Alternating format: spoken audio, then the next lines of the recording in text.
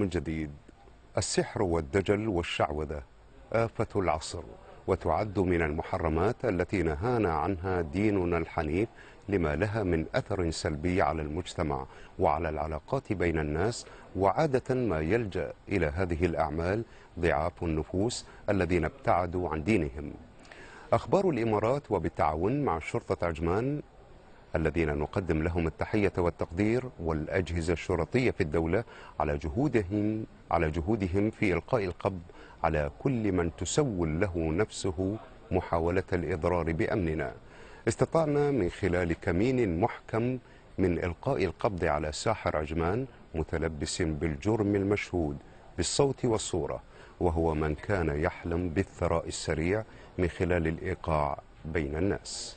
لا نود أن نطيل عليكم، نقدم إليكم هذا التقرير الذي أعده محمد الخطيب وقام بتصويره أسامة مصطفى.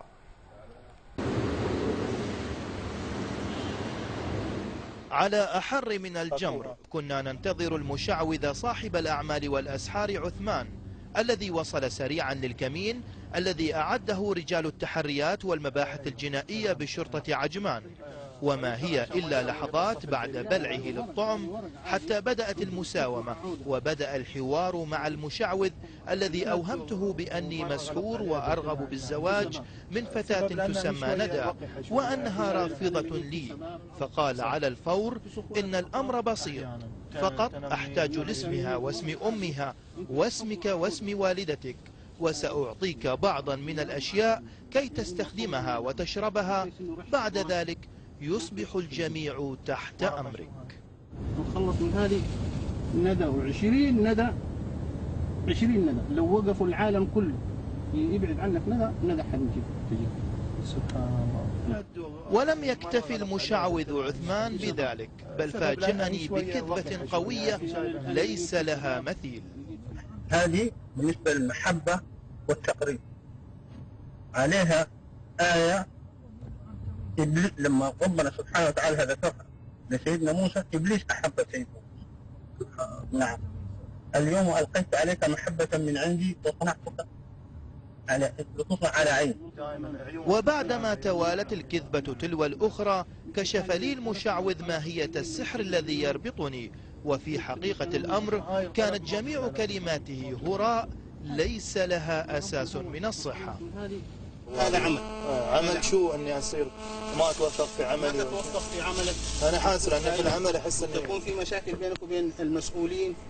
وعندما سألناه عن المكان الذي دفن فيه العمل صمت قليلا ثم استرسل قائلا: المشكلة سببها امرأة. وين العمل مدفون على الأقل؟ هذا العمل ما بالضرورة يدفن. هذا العمل عمل بتاع سفلي بيجي بيأثر عليك في جسمك. لا إله إلا الله.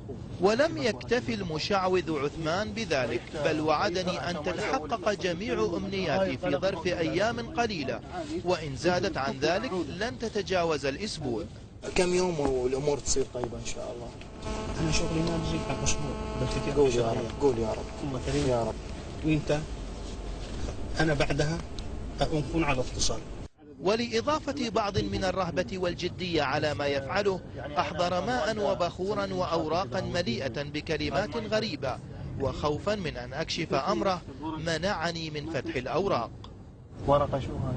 هاي ورقة عليها اسمها يعني ما أفتحها؟ لا ما تفتحها. هذه فيها سورة ياسين الأعظم. سبحان الله. نعم. بعدد إدارة السماوات والأرض الملائكة 13 مضروب في عدد 21. وأخيرا حان موعد الحساب ثم العقاب. فتح الكتاب كم عندك؟ هذه 500 وهذه 500، الاثنين ربي انزين. أول أنا بعد ذاك اللي تعطيني اللي بتقول لي، وأنا بعطيك 2000 الحين. أوكي، على تواصل بعد أسبوع. إن شاء الله. مع السلامة. مع السلامة. انت مسكين عثمان لم يهنأ بالمال، وذهبت أحلامه بالثراء السريع من وراء السذج من الناس أدراج الرياح. فهو الآن ذاهب إلى خلف القضبان لا يستطيع الطيران أو تحرير نفسه، عاجز عن حل مصيبته التي سقطت على رأسه في الوقت الذي كان يدعي فيه بأنه يستطيع جلب السعادة والثراء وشفاء الأمراض للناس. هذا شيء بسيط للناس أو المجتمع، بعض الفئات من المجتمع، ما نقول ان احنا كل المجتمع، لأن مجتمعنا متعلم مثقف يدرك الأشياء هاي، لكن نحن نقول هاي بعض الفئات الضعيفة اللي بعيدة عن الإيمان وبعيدة عن التواصل مع المجتمعات. ويعاقب القانون كل من يقوم بأعمال الشعوذة والسحر بالسجن والإبعاد عن الدولة بغية حماية الناس من شرورهم. تدخل تحت مادة الاحتيال، تحت مادة الاحتيال 399. طبعا تروح في سلك في القضاء وينبعدون، ياخذ حكمه وينبعدون عن الدولة. وهكذا تبقى أحلام بعض السفهاء البعيدين كل البعد عن الدين حبيسة لمئات الأوراق التي ضبطها رجال التحريات في جيب المشعوذ، والمليئة بأسماء وأرقام أهم زبائن الساحر.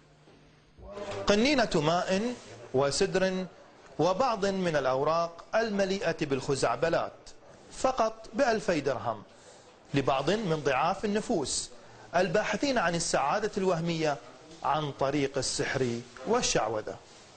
من الإدارة العامة لشرطة عجمان، محمد الخطيب، أخبار الإمارات. اللهم أجرنا من السحر والشعوذة وكافنا من هؤلاء الأشكال التي تستغل طيبة بعض الأفراد في المجتمع.